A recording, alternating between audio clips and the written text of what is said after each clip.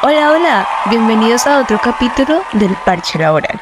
El día de hoy los acompañamos Ana María Hoyos, Sergio Vivas, Manuela Pineda, Sebastián Rodríguez y quien les habla, Fernanda Florian. Para este podcast nos hicieron la siguiente pregunta mediante nuestras redes sociales. Escuchemos. Hola chicos del Parche Laboral, mi nombre es Diego y quiero saber de los siguientes temas. ¿Qué son las cesantías? ¿Cuál es su finalidad? ¿Y cómo se liquidan? Allá vamos. Hola a todos, es un placer para nosotros estar aquí con ustedes.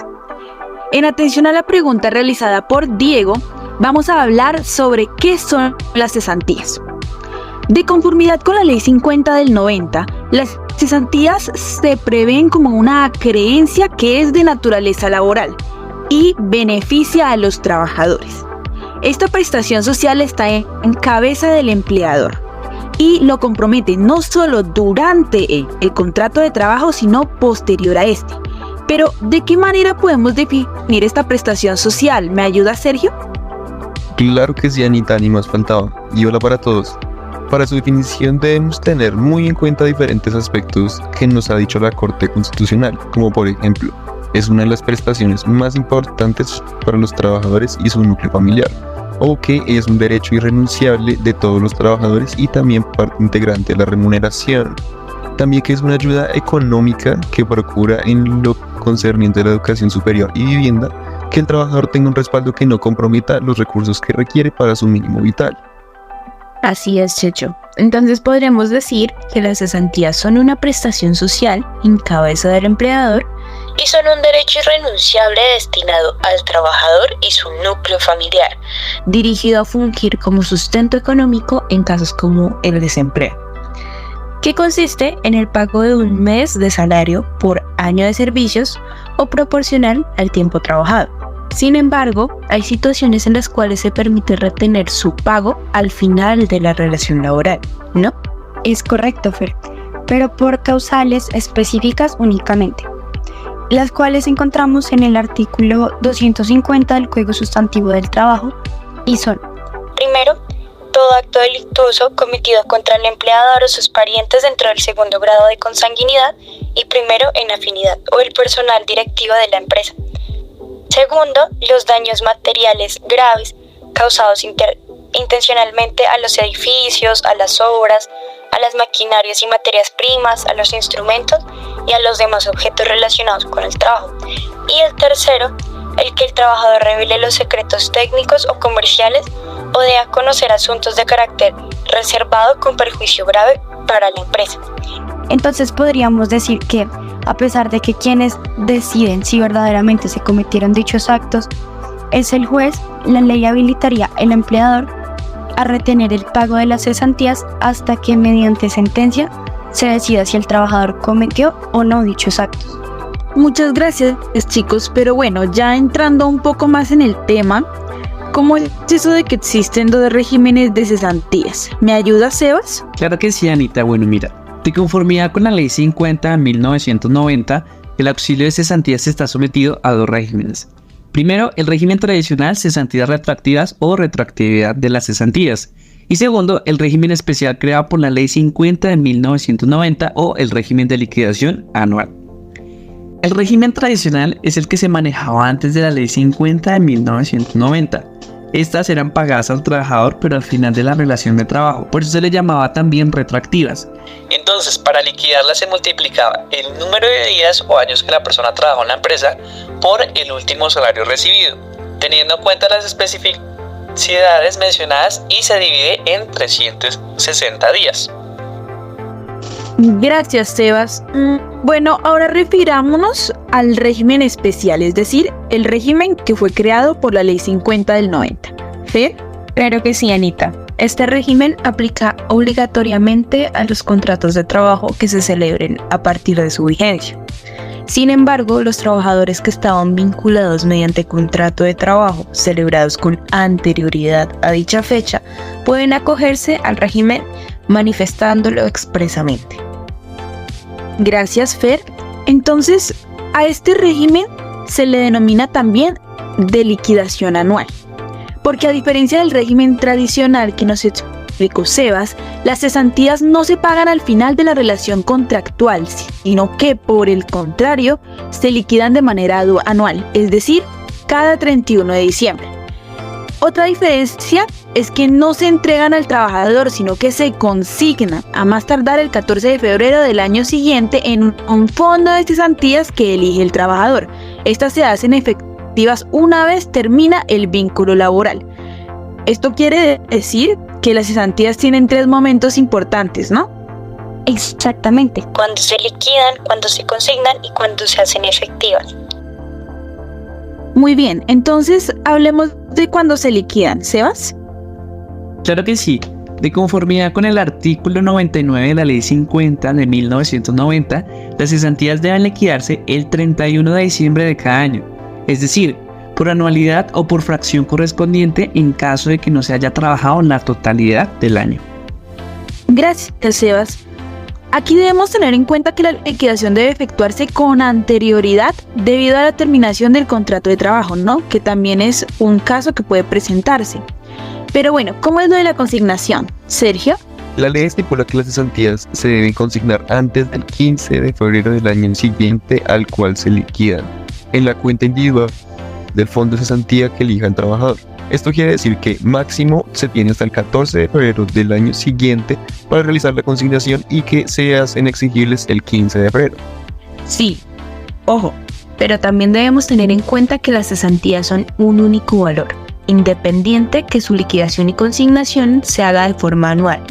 Además de esto, debido a que la razón por la que fueron creadas fue para auxiliar al desempleo. Estas se hacen efectivas al finalizar la relación laboral, por lo que es en este momento en que se hacen efectivas y por ende exigibles. Gracias, chicos. Entonces, si bien inicialmente fueron creadas para auxiliar el desempleo, como dijo Fer, debemos recordar que posteriormente se planteó como excepción a esa regla general la disposición de que este auxilio de manera parcial pudiera cubrir otro tipo de escenarios, ¿no? Como lo son la compra de vivienda, el pago de hipoteca de la vivienda, el impuesto predial, las mejoras de la vivienda que puede ser propia o familiar, el pago de la educación no solo para el trabajador sino también para sus hijos y su cónyuge, la posibilidad de comprar acciones de empresas del Estado, que eso le permite al trabajador disponer como de una manera diferente de ese dinero. Entonces, bueno, retomando un poco, las cesantías equivalen a 1 mes de salario por año trabajado. Pero ¿cómo se liquidan cuando el trabajador no laboró el año completo? Claro, Anita, las cesantías se liquidan anualmente y corresponden a un periodo que parte del 1 de enero al 31 de diciembre de cada año o al tiempo proporcional laborado. Para más claridad, veamos un ejemplo. Tomen lápiz y papel. Supongamos que un trabajador laboró todo el año, es decir, los 360 días laborales, con un salario de 2 millones de pesos. Debido a que trabajó el año completo, le corresponderían los 2 millones de cesantías. Pero, ¿qué pasa si el trabajador únicamente laboró, por ejemplo, los meses de noviembre y diciembre? Es decir, 60 días laborales. En este caso toca aplicar una regla de 3 simples. Si por 360 días tiene derecho a 2 millones, entonces por 60, ¿a cuánto tiene derecho? Se multiplica 60 por 2 millones, que es el salario, y se divide entre 360, lo que nos da 333.33 pesos. Este es el valor que se consignará por cesantías. Muchas gracias, compañeros. Pero ahora nos toca resolver una duda muy importante y es ¿qué pasa si no se pagan? Pero antes hay que diferenciar algo muy importante, ¿no? ¿Sergio? Aquí nos toca recordar lo que habíamos dicho antes. Una cosa es cuando no se consignan y otra cuando no se pagan, a la terminación del contrato laboral. Perfecto. Entonces, Manuela, ¿podrías por favor hablarnos acerca de cuánto tiempo se tiene para reclamar el no pago de las cesantías? Claro que sí, mira, la regla general para la prescripción de todos los derechos laborales son 3 años desde que el derecho se hizo exigible. Entonces, aquí debemos definir cuándo se hace exigible el derecho para hacer el conteo de los 3 años siguientes. Gracias, Manuela. Pero entonces, bueno, tomemos el primer caso. Es decir, cuando no se consignan las cesantías. En este caso, ¿cómo funciona? Bueno, en este caso aplicaríamos la sanción por el no pago de cesantías que encontramos en el artículo 99 de la Ley 50 de 1990, que nos dice que en caso de que el empleador no cumple con la consignación de las cesantías antes del 15 de febrero del año siguiente, deberá pagar un día de salario por cada día que éste tenga de retraso. Esto quiere decir que en el caso de la indemnización de la Ley 50 del 90, que aplica expresamente por el no pago de las cesantías, el derecho se haría exigible el 15 de febrero de cada año. Pero hay un factor importante que debemos tener en cuenta, y es que debido a que las cesantías son una sola, ¿no? Y que todas se reclaman al finalizar ese vínculo contractual por quedar el trabajador cesante, verdaderamente no reiniciamos el conteo, sino que este sigue su curso. Así es, Anita. Pero para poder explicarlo mejor, demos un ejemplo. Y de veras recomiendo lápiz y papel. El ejemplo es el siguiente.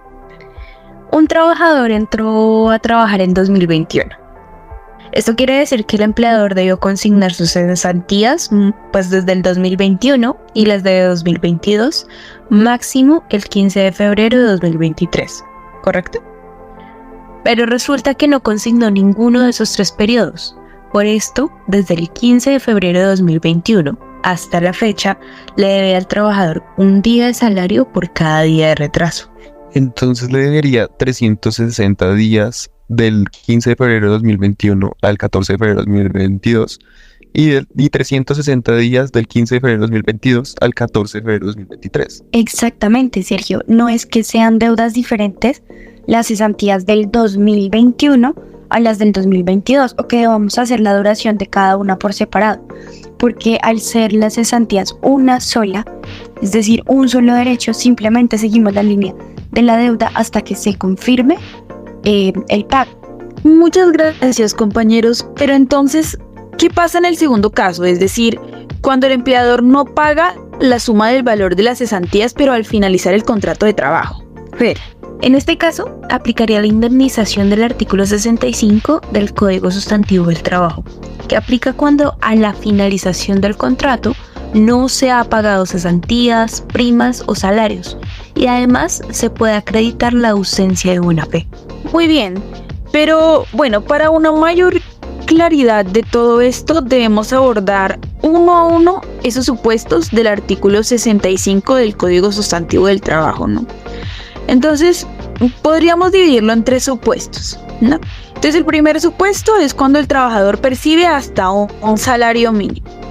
El segundo es cuando el trabajador percibe de un salario mínimo en adelante y presenta la reclamación dentro de los 24 meses siguientes a la finalización del contrato.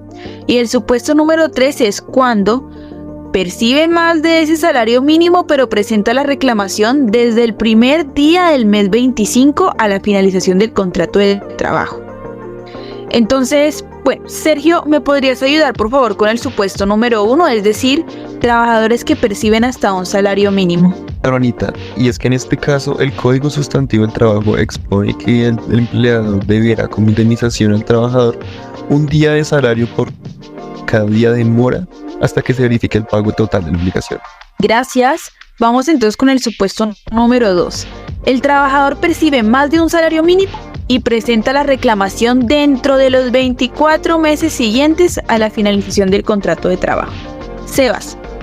Mira, Anita, en este caso el empleador le deberá al trabajador un día de salario por cada día de mora hasta el último día del mes 24. Y a partir del primer día del mes 25 se liquidará con la base del IBC más alto certificado por la Superintendencia Financiera. Muchas gracias, Sebas. Es importante entonces que tengamos en cuenta que ese IBC o interés bancario corriente es sobre la deuda del valor de las cesantías y no sobre la mora. Pero bueno, ya para finalizar estos ejemplos, Manuela, ayúdame por favor con el último supuesto. Cuando el trabajador percibe más de un salario mínimo pero presenta la reclamación desde el mes 25, es decir, desde el primer día del mes 25 a la finalización del contrato de trabajo. En este caso se condena la indemnización moratoria con tarifa del interés bancario corriente más alto certificado por la Superintendencia Financiera. Como comentaste, este interés bancario corriente se hace sobre el valor de las cesantías que están adeudadas. Muchas gracias, compañeros. Entonces, esto sería todo por hoy, pero vamos a resumir un poco las cosas. Entonces, las cesantías tienen la naturaleza de prestación social. Estas corresponden a un mes de salario por año trabajado o proporcional. Cuando no se pagan, puede ocurrir dos cosas: que no se consignen durante la vigencia de la relación laboral, caso en el cual se aplica el artículo 99 de la Ley 50 del 90, o que no se paguen al final de la relación laboral, ¿no? Caso en el cual aplicaríamos la indemnización del artículo 65. Perfecto, Ana. Muchas gracias, pero antes de terminar quisiera que hiciéramos alusión a otras preguntas que nos hicieron desde las redes relacionadas con las cesantías. Nos preguntan: ¿me continúan pagando las cesantías aunque esté en licencia de maternidad o incapacidad de origen común o laboral? Y también nos preguntan: ¿qué sucede si el empleador paga directamente al trabajador sin hacer la consignación correspondiente al fondo de cesantías? ¿Incurrirá en una mora? Muchas gracias, Sebas. Bueno, aquí me podrían ayudar Sergio y Fernanda. Claro que sí, Anita. Y es que en el caso de la primera pregunta, sí. Estas situaciones no suspenden la contabilización de los días para pagar los días. Sí, Checho. Y en el caso de la segunda pregunta, teniendo en cuenta el artículo 254, se prohíbe a los empleadores efectuar pagos parciales del auxilio de cesantías antes de la terminación del contrato de trabajo, salvo en los casos expresamente autorizados. Y si los efectuaren, perderán las sumas pagadas, sin que puedan repetir lo pagado. Esto va de la mano con lo estipulado por la Ley 50 de 1990. El valor por cesantía debe ser consignado al fondo de cesantía elegido por el trabajador, por lo que, estrictamente hablando, al no ser consignadas, sí se estaría incurriendo en mora. Pero aquí se debe tener en cuenta que en los últimos pronunciamientos de la Corte Suprema de Justicia, en estos casos se tiene en cuenta la buena fe del empleador al momento de realizar el pago. Esto ocurre también cuando son pagados al trabajador al finalizar la relación laboral. Se debe tener en cuenta que el numeral cuarto del artículo 99 de la Ley 50 de 1990 estipula que, si al término de la relación laboral existieren saldos de cesantía a favor del trabajador que hasta el momento no hayan sido entregados al fondo, entonces el empleador se los pagará directamente con los intereses legales respectivos, por lo que si bien legalmente el empleador está obligado a la consignación de los mismos, depende de las circunstancias específicas que rodeen el caso, puede variar la decisión que tome el juez. Muchísimas gracias, chicos, por su ayuda y bueno, ¿algo más que agregar? Sí, Anita. Queremos invitar a todos a Pereira, al quinto Congreso Internacional de Seguridad Social y el Mundo del Trabajo, que se llevará a cabo del 12 al 15 de septiembre del 2023. Muchísimas gracias a todos y fue un honor estar aquí con ustedes en el Parche Laboral. Hola, somos el Parche Laboral.